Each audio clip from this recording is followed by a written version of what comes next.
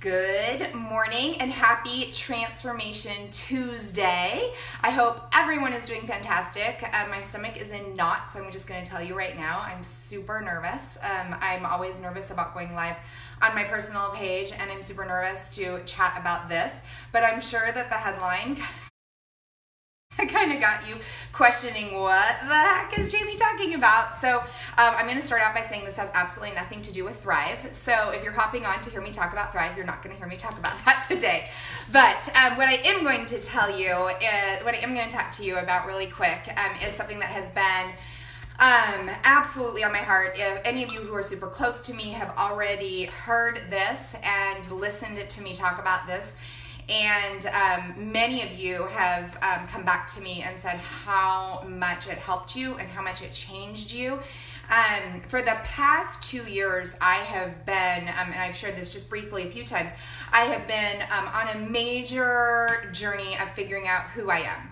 And I know that's crazy. I'm 41, and why would I start this now? I'm learning about how to not seek validation from other people and to just be content with who I am. Learning how to put the people in my immediate family first. And there's just been a lot of transformation in me. If you were to talk to my husband or my kids or anybody in my real inner circle, they would say that I am a completely different person, and I'm proud of who I've become.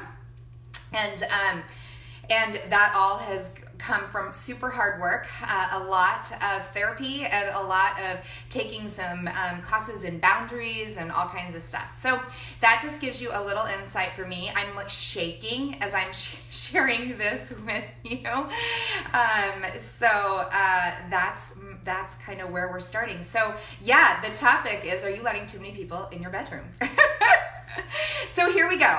This is going to be short and sweet, but this is just something for everybody to think about. This has been something that I have had to really, really work through and figure it out.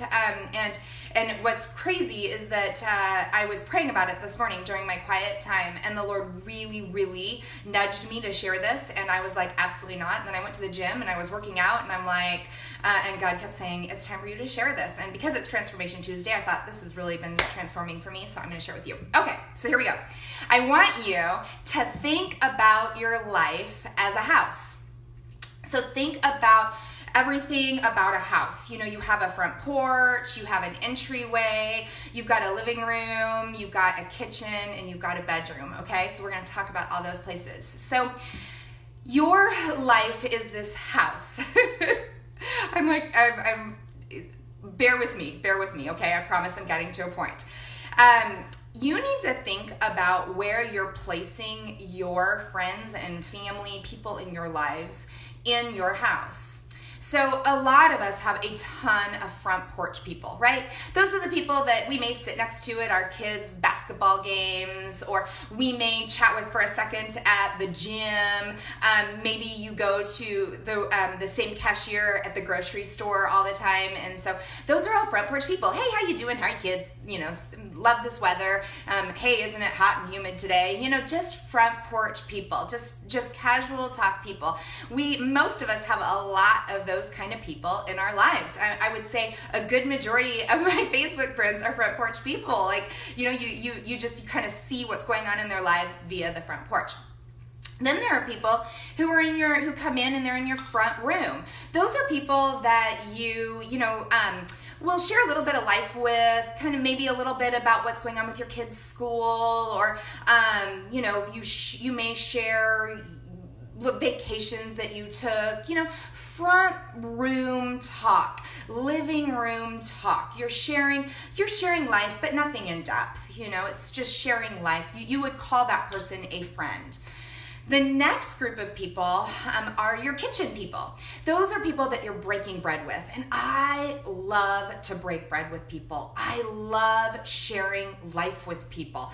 I love doing brunch with my friends. I love having happy hour with people. I like breaking bread. There's something special about breaking bread with people and chatting with people. So the people that you're allowing in your kitchen, you're allowing to break bread with you, those are also people that may look in your fridge and see that you've got got some junk food in there, or may look in your cabinets and go, she has a little bit of messes here and there in the cabinets. And so they might know a few little things. They might know that, you screwed up with your kid that morning. You're sharing a few things with them, a little bit more in depth with them. Those are closer friends. Those are people who you're doing life with. And then you've got your bedroom people. These are people who you share your skeletons with. You share your hurts with. You share your frustrations with. You might share that you got in a fight with your spouse or your kids dealing with something really crummy. But you're sharing deep things with those people in your bedroom. Here's the interesting part when you really start to think about placing people in your life is I realized I was putting everybody in my bedroom. I was sharing every single thing with everybody. I was sharing way too much with everybody because I thought that that's how I kept friends. That's what I wanted in my life was deep friendships, but I was doing that with way too many people. And I realized as much as I don't like this, I wasn't everybody's cup of tea. I realized that. I had a friend say to me, you just might not be everybody's cup of tea. And that was hard because I was that person who was seeking validation from everybody. I just wanted to be everybody's friend. I wanted everybody to like me. And so I thought that the great way to do that was to just share all my life with people. When you really, really sit back and go, wow, are those people having me in their bedroom? Am I in that person's kitchen? Is that person breaking bread with me? It opens up your mind, guys, and it makes you think, wow, where do I need to place people? Not everybody needs to be in my bedroom. And maybe you're one of those people that have a whole lot of front porch people, but you've got nobody in your kitchen. And maybe you need to start figuring out who those people are in your lives that you want to bring into your kitchen. And maybe there are people who you need to remove from your bedroom, and maybe they need to be on the front porch for a while. And that's not forever. There have been, times where people are going through struggles and you just think, they may not be great in my kitchen right now. They're not leading me to make good decisions. They're not being a good influence on me. So maybe I need to move them to the front porch. Or maybe you look and you're like, why do I feel like I can't? They're not sharing their life with me. Why are they not calling me and talking to me and sharing everything with me? Or maybe you're hearing that they're doing something and you're like, wow. And you've realized I've placed them in my kitchen, but I'm on their front porch. So kind of start thinking about where you're placing people and who are in which rooms of your house. For me, I will tell you, it's given me a ton of freedom in my life to figure out, oh my gosh, I don't have to share everything with her. I don't have to place her in my kitchen. I don't have to break bread. I can be a front room person with her, and that's totally, totally cool. And maybe you have somebody on the front porch that you think, man, I'd really like to get to know her. I'd like to bring her into my living room. And if they feel safe in your living room, they feel like, okay, this is okay, maybe you move them into your kitchen. And you feel like they're safe in your kitchen. They're not going through your cupboards and pointing out the crap that you're eating. They're not looking in my wine fridge and going, oh, you have way too much wine here, sister. They feel safe. Maybe they're a person that you want to continue to keep in your kitchen. Maybe you're going to build the relationship and they're going to be somebody who's your bedroom friend. There's somebody who you're going to share your secrets with and your hurts with. And I've realized that I'm so blessed to have a good amount of people who are in my kitchen. People I love to break bread with and share life with. But I've had to move a lot of people out of my bedroom. Not everyone needs to be in my bedroom. I just have a couple girlfriends now that are bedroom people I share my hurt with, people who understand my heart and are never gonna judge me for decisions that I make or question. They will question. Let me say that. They will question in a good way. They're going to call me out on my crap.